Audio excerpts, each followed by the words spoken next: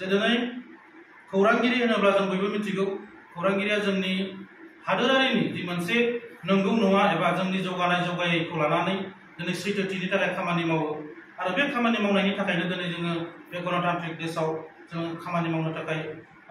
गोख्रोङै खामानि मावनो थाखाय जों खाबु मोनो दा बे खाबु होग्रा एबा खौरांगिरि बिथांमोनखौनो जुदि दिनै बायदि बायदि समाज बेरेखा खामानियाव लोब्बा थानाय सुबुंफोरा गाज्रि भाबै लामायाव एटेक खालामनाया बे जोंनि थाखाय जोबोद दुखुनांथाव बाथ्रा दा खौरांगिरि हिसाबै बिमल ज्योति नाथ आरो बिथांनि मोनसे टीमा थांदोंमोन आरो बेयाव बिमल ज्योति नाथ होननाय बिथां खौरांगिरिया दिनै गाज्रि जोखोम जानानै दङ बिथाङा हस्पिटालाइज जानानै दङ जों सनितपुर जिल्ला दुलाराय बर' फरायसा आफादनि जानानै बेखौनो खावलायगोन आरो जों माब्लाबाबो कमप्रमाइज खालामा बा जों टलारेन्स खालामा जे सनितपुर जिल्ला एबसुआव माब्लाबाबो बेबायदि अबैध भाबै अन्थाइ बाला खावखुमानाय अन्थाइ बाला फानखुमानाय बा अबैध भाबै खुनु रेजिस्ट्रेसन सरकारि नङालासिनो कुवारि खुलिनानै जोंनि गेजेराव दाङाबाजि खालामनायखौ जों माब्लाबाबो लुबैनाय नङा आरो बे जाथायखौ दिनै दिलीप नाथ बिथाङा गावखौनो सासे प्राकृतिक प्रेमि सासे बिथाङा ग्रीन ट्रिब्यूनलनि मानसि होननानै बुङो सासे सोद्रोमा होननानै बुङो दा बे सासे ग्रीन ट्रिब्यूनल सुबुंनि मानसिया दिनै बोरै बेबायदि नंखाय अन्थाइ बाला फाननाय एबा हा जावनानै अन्थाइ फाननाय बिथाङा खामानि मावनो हाखो बे दा जोंनि थाखाय दुखुनांथाव बाथ्रा दा बेखायनो बे दिलीप नाथनि फिसाला कपिल नाथ आरो बिथांनि सानै लोगोआ दायो अलरेडि ढेकियाजुलि पुलिस थानायाव एरेस्ट खालामनानै दोनदों हमनानै दोनदों जों बिथांखौ आसा खालामगोन नन बेलेबल केस बिथांमोनखौ जाबसिननानै जाहाथे जेलाव हरो आरो बिथांमोनखौ गोख्रोंनिफ्राय गोख्रांसिन जाहाथे साजा होयो आरो बे जाथायाव दिलीप नाथ बिथाङाबो लोब्बा दं होननानै जोङो मिथियो मोनसे दुखुनांथाव बाथ्रा सनितपुर जिल्लानि सिङाव थानाय क'क्राझारनि पासनय दैमा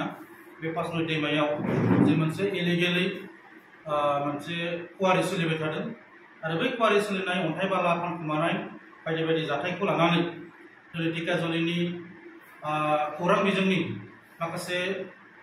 खौरांगिरिफोरा खौरां लानो थाखाय थांदोंमोन आरो खौरां लाखांनानै न' फारसे फैफिनबाय थानाय समाव पासनयआव माखासे दुथां सुबुंफोर जायखौ जोङो बयबो मिथियो RTI कर्मी सासे दिलीप नाथ बे दिलीप नाथ बिथांनि फिसाज्ला कपिल नाथ आरो बिथांनि सानै लोगो बिथांमोना लोगो नांनानै जोंनि खौरांगिरि बिथांमोनखौ लामायाव गाग्लोबदों आरो गाग्लोबनानै गाज्रि भाबै बिथांमोना मोखाङाव बुनानै बिथांमोनखौ गाज्रि भाबै सिखाजों बायदि बायदि अस्त्र दिन्थिनानै बुनो नागिरनाय जाथायखौ एबा खौरांखौ मोननानै जों सनितपुर जिल्ला दुलाराय बर' फरायसा आफादनि जानानै दुखु मोननाय फोरमायदों आरो जों निन्दा होदों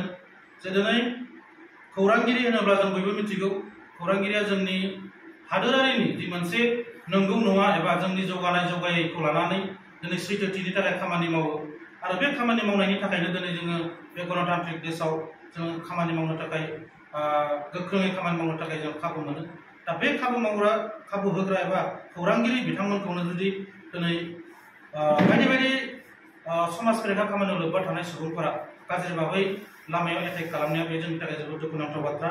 दा खौरांगिरि हिसाबै बिमल ज्योति नाथ आरो बिथांनि मोनसे टीमा थांदोंमोन आरो बेयाव बिमल ज्योति नाथ होननाय बिथां खौरांगिरिया दिनै गाज्रि जोखोम जानानै दङ बिथाङा हस्पिटालाइज जानानै दङ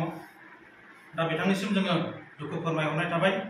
जोङो सनितपुर जिल्ला दुलाराय बर' फरायसा आफादनि जानानै बेखौनो खावलायगोन आरो जों माब्लाबाबो कमप्रमाइस खालामा बा जों टलारेन्स खालामा जे सनितपुर जिल्ला एबसुआव माब्लाबाबो बेबायदि अबैध भाबै अन्थाइ बाला खावखुमानाय अन्थाइ बाला फानखुमानाय बा अबैध भाबै खुनु रेजिस्ट्रेसन सरकारि नङालासिनो कुवारि खुलिनानै जोंनि गेजेराव दाङाबाजि खालामनायखौ जों माब्लाबाबो लुबैनाय नङा आरो बे जाथायखौ दिनै दिलीप नाथ बिथाङा गावखौनो सासे प्राकृतिक प्रेमि सासे बिथाङा ग्रीन ट्रिब्यूनलनि मानसि होननानै बुङो सासे सोद्रोमा होननानै बुङो दा बे सासे ग्रीन ट्रिब्यूनल सुबुंनि मानसिया दिनै बोरै बेबायदि नंखाय अन्थाइ बाला फाननाय एबा हा जावनानै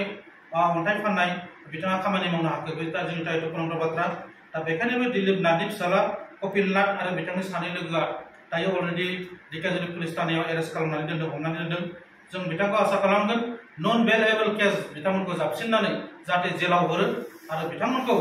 गोख्रोंनिफ्राय गोख्रांसिन जाहाथे साजा होयो आरो बे जाथायाव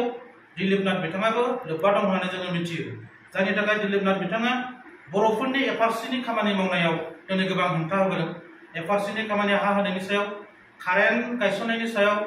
वाटार साप्लाइनि बेलायाव अंगनबादिनि बेलायाव गुबुन गुबुन बायदि बायदि जिखुनु FRC एलेकायाव जिखुनु सरकारि फसंथानफोर हरनायावनो बिथाङा अजद होबोदों आरो आरटिआइ मारिबोदों लामा दोंसे सेंग्रेबेल हरनायाव बिथाङा आरटिआइ मारिदों दा बेबायदि जोंनि बर'फोरनि सायाव गोबां गाज्रि भाबै बेबहार खालामबोदों दा बेखायनो जों सनितपुर जिल्ला एबसुआ बेखौ गोख्रों रावजों सोंखारिदों दिलीप नाथ बिथांखौ जाहाथे बिथाङा